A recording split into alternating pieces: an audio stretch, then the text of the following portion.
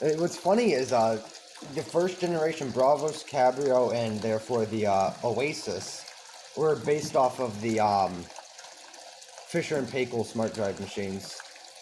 Because Whirlpool had an agreement with them for like a... Fisher and Paykel is objectively better.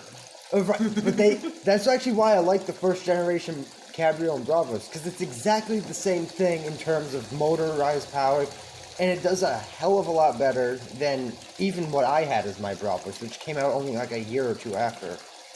I never knew that actually, and that's actually really cool to know. I'll have to show you, because there's a bunch of videos of it. Yeah. And aside from their 15-minute whatever period, where it's basically what they call a catalyst period, and it does nothing except, spray little bits of recirculation water and spin up at full speed. And so you could wait like 20 minutes before it actually does anything. You saw the towels were piled up to the ring, the clothes ring, Yep. before the water was filling. Now look at this. That is so weird and smooth. Detergent sheet 3, and it just dissolves like that in instant suds.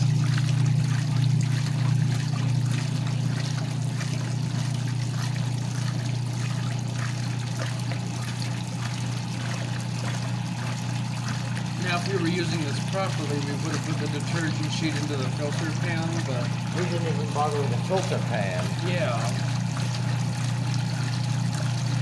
Let the washer gods smite us. Oh well, it's fun to watch instead.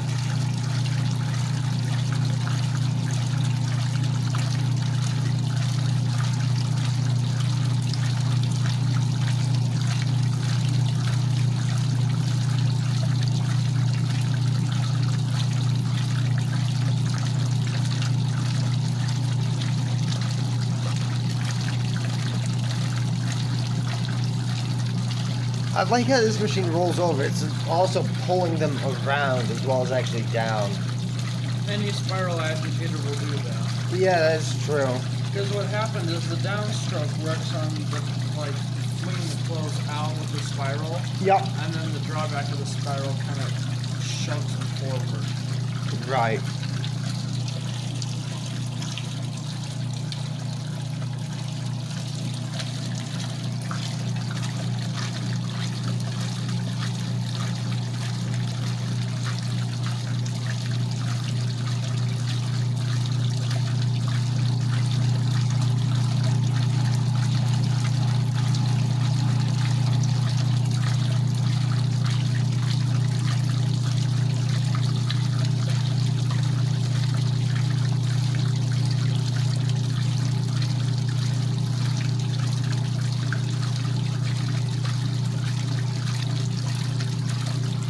Didn't the tub lock though for agitation? Yeah.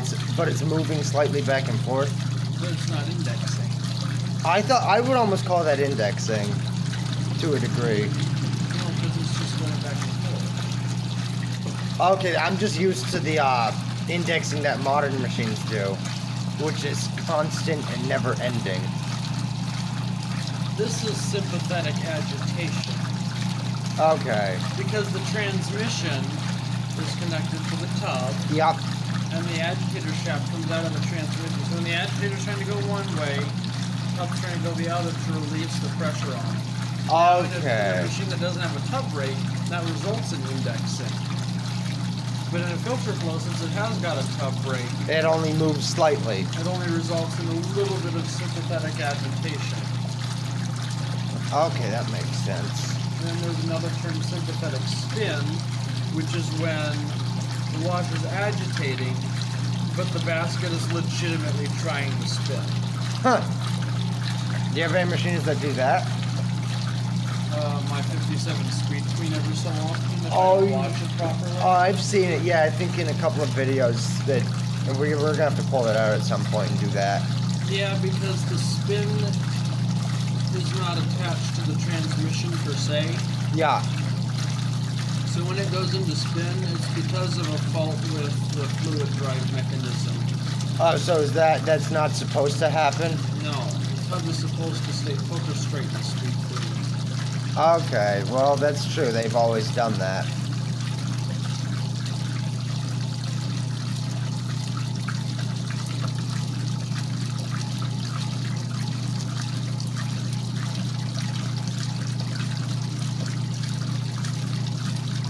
No, I'm really glad I have 128 gigabytes of storage on this device. Oh gosh, yeah. Yeah, and it was only like $140 for this. It's got a huge camera. I mean, that's like 48 megapixels. Like if you use all three of those lenses properly.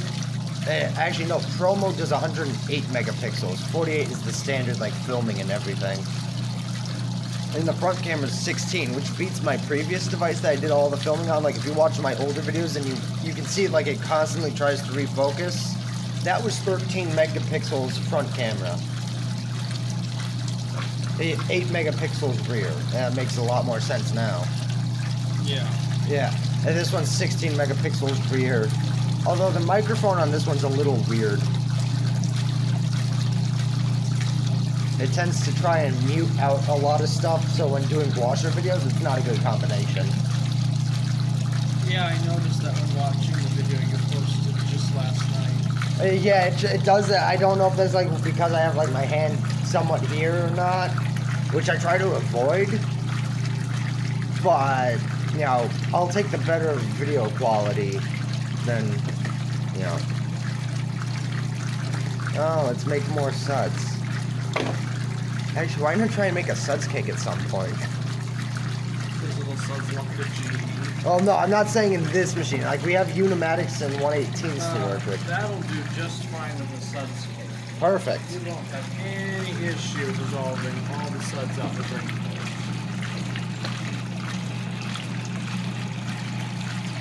Oh, it's like feeding the washing machine at a zoo. Yeah. Want some corn? And a little piece of bread. Feed up your poor thing. They don't feed you right. I didn't even realize these suds locked. Oh, yes they do. What happens? Do they just give up? Oh, they sound like they're dying pretty much. Yeah. Plus you got the clutch on and that just makes it terrible. Oh yeah, unlike most G's, this one has a dying clutch to begin with. You know your machine. It doesn't have one to begin with. It just has one now. I said dying. Yeah. Oh, does it not have one at all? It didn't have a dying clutch to begin with. Oh, it has right. A dying Clutch now. Okay, yep.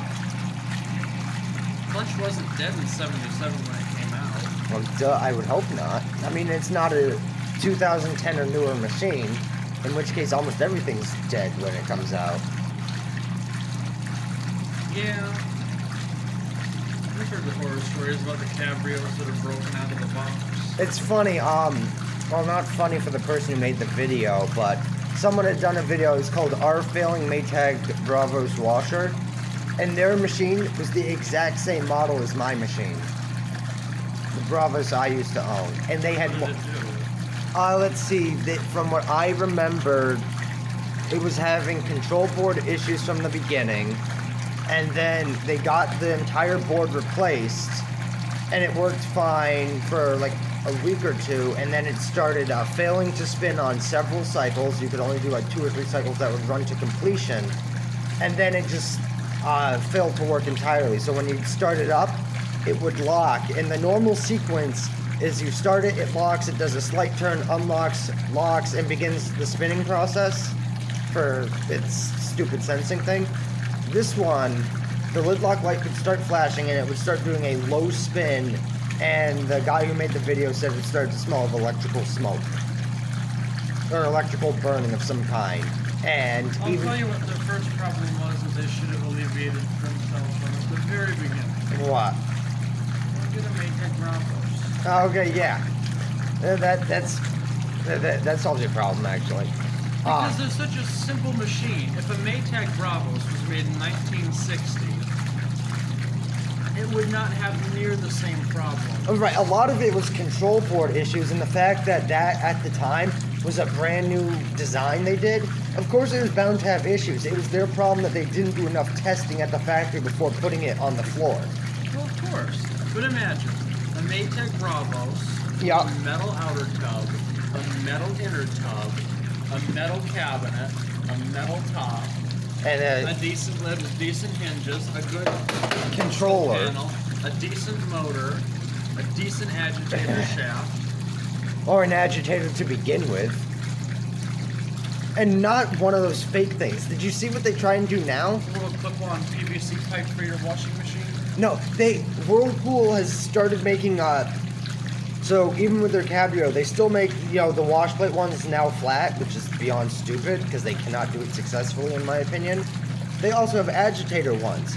And they're not like single action like this. I mean, they mimic a dual action agitator in looks. So it's got the, the spiral. They have a little party spiral down there. Yeah, but here's the thing.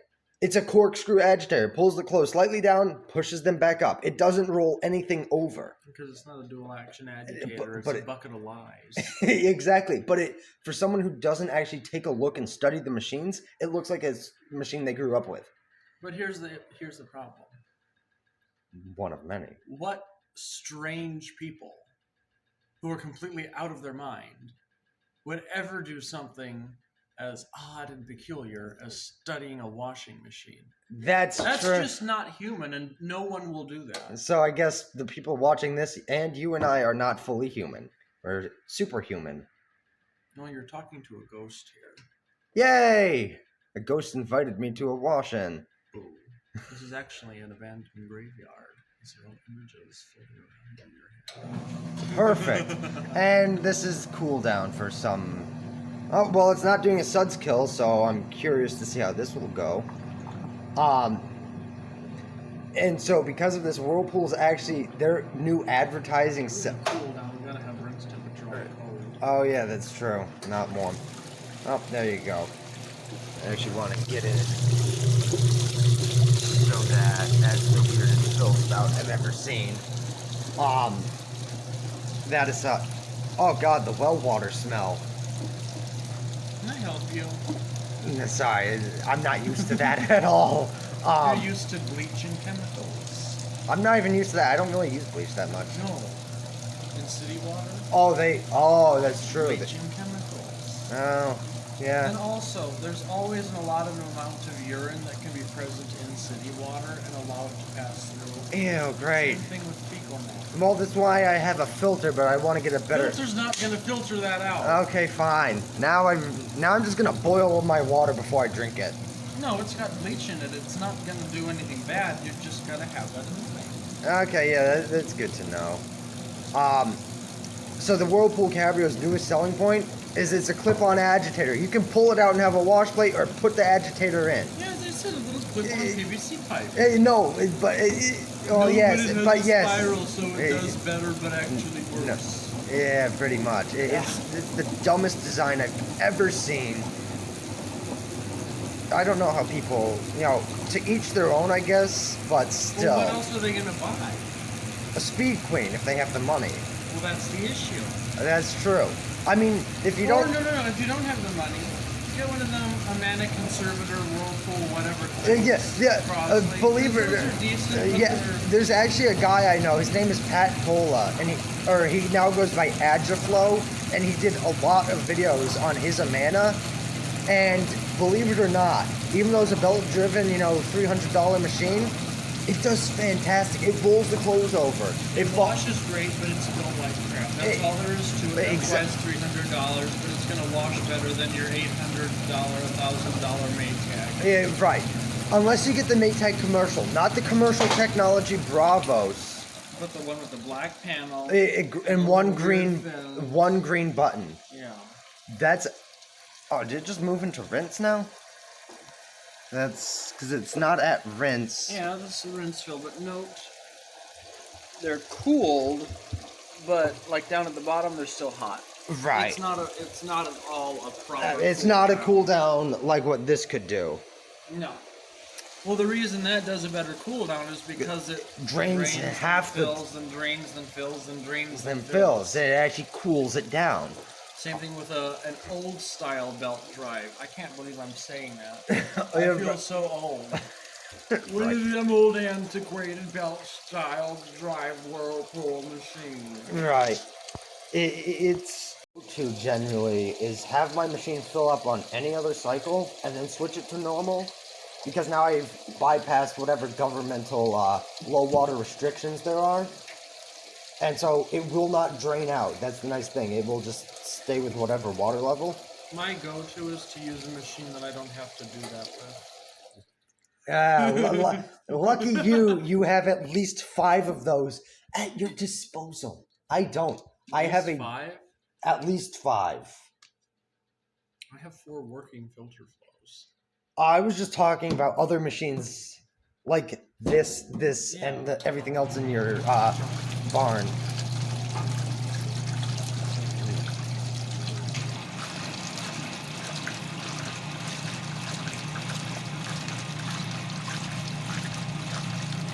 Yeah, you can't even count on 2 hands how many working washers you have. Rub it in my face.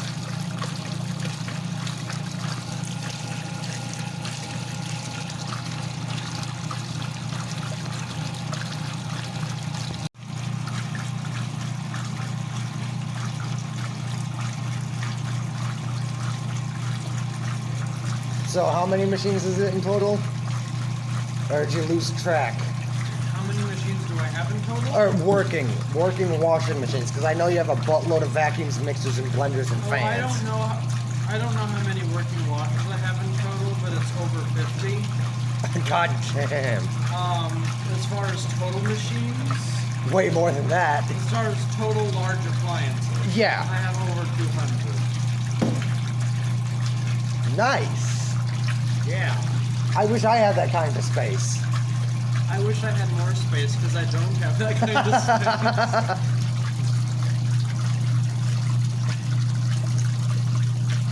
That's one of the things when I go look for like a house on my own. I'm going to look for a large property so I can collect these collect machines like this myself. If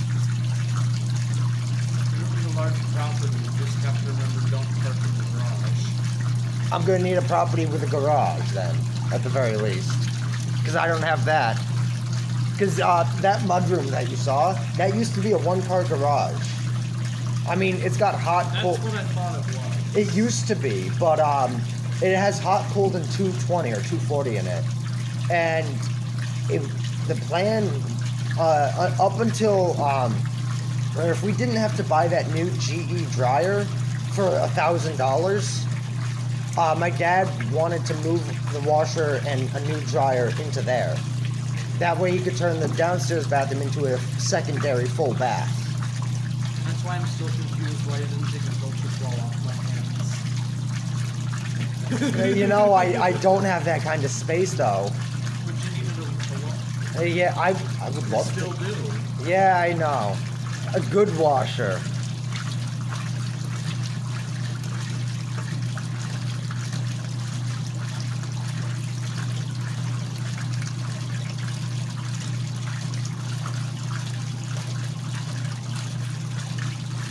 For best results, first read instruction literature. Oh god, I feel like I'm back in school now. I have the instruction literature and the full service manual. Perfect! Remove filter if provided. Replace filter. Make selections. Yeah, I know how to start an old machine. Now, I used to know how to do that before. I knew the push-pull with the mechanical timer. You might think I'm dumb, but I'm not that dumb. To me, that was just how it was. I grew up with that, and then we got a Whirlpool Gold Duet, and then a Samsung Bomb, and then your Speed Queen set, thank God. Which is a push to start. Oh, yeah, you push the start button. Tick. Nice little soak. Another sneeze. Did I show you the 1979 Whirlpool completely electronic control panel in the barn? No, but I'm... They also have that and the first Kenmore fully electronic control panel. Yes, let's go see that after this. Yes. I'm going to get a belt drive and put those panels on each of them. Oh, one of the biggest things I've wanted to do for a long time now is, so you know the Maytag Centennial, the precursor to the new Bravos machines? Yeah. So they made 3 different versions. There's 2 with dual action agitators and 1 with a wash plate. I want to swap the control boards on the DAA and a wash plate. So the wash plate one has a full water level selector, and the DAA, or the one... Goes to crap. well, they made one DAA without a water level selector, believe it or not. But I want to take the one with a water level selector and swap it with the wash plate because they have different agitation profiles, and I'm really curious to see what would happen. Besides, I want a Maytag Centennial 100th anniversary because they had a gold control panel. Oh, nice. I tell you, I got something of a permanent press knockoff on my GE. I'd assume you would. Well, no, I've made it similar to with a cool down and everything. So I do a hot wash generally on casuals. Look at how nice this load is balanced. Yeah, that's awesome, man. I love that look at this. Look at it through here, though. That like that. Oh yeah. So basically, I do an extra rinse because rinses are 5 minutes of agitation, and I don't. With the first rinse, I can skip a spin. By making my machine go to no spin, it will skip wash to rinse spins for whatever reason. So I do that, so it drains out all the hot water, and then fills strictly with cold. Do the rinse, actually, and then spin it between rinse 1 and 2, and do my secondary rinse. And not that bad. Doesn't seem like it. And it was weird, because, you saw my dryer. It has no permanent press or heavy duty cycle on it. I used mixed load as a heavy duty, and active wear is what's supposed to be its permanent press. However, I've yet to see that cycle in particular dry everything. So I just do a time dry, or use the eco dry option, because when you use that, you can use it like an extra low heat setting, which is actually a fantastic design for that one purpose. So anything that I have that's synthetic, I'll do that.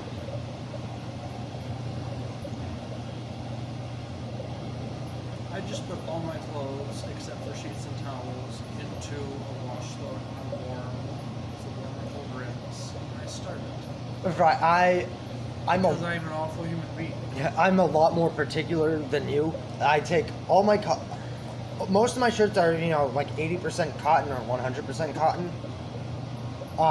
So I just do them on it's 16 to 18 shirts, casuals, warm, my permanent press knockoff thing. And then on the cotton's normal cycle on the dryer, which is about 1 hour and 25 minutes with the Eco Dry. It could be 41 minutes if I set it to high heat and shut off Eco Dry. But I'm not about to warp and shrink my clothing. Yeah. Then my jeans are their own thing. My karate uniform, which is white, goes obviously on whites with other white items. Sheets obviously go on the sheets cycle, but I use the sheet cycle differently for towels. My sheets are generally warm or hot. Towels are always hot, maxed out soil, maxed out spin time, so it's a 15-minute spin, so the dryer doesn't have to work as hard. With 2 rinses. And it's, maybe 70 minutes? But you've seen the video where I stuffed the machine with 13 full-size towels, right? Yeah. Yeah, so it actually turns it over. But I only do 8 at a time. Alright, we're almost done here. There's a friend of my online friend who lives in, I want to say, the Netherlands. They got a new machine. It was a Samsung.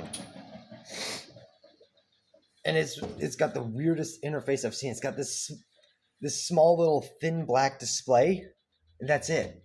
You have your numbers and everything for temperature and speed. I'm like, what? How am I supposed to find a cycle? There's no knob.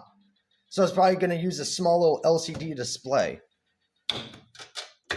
Oh, I thought I had that at off. Anyway. Yeah. Just get a little bit of that water out. Yep.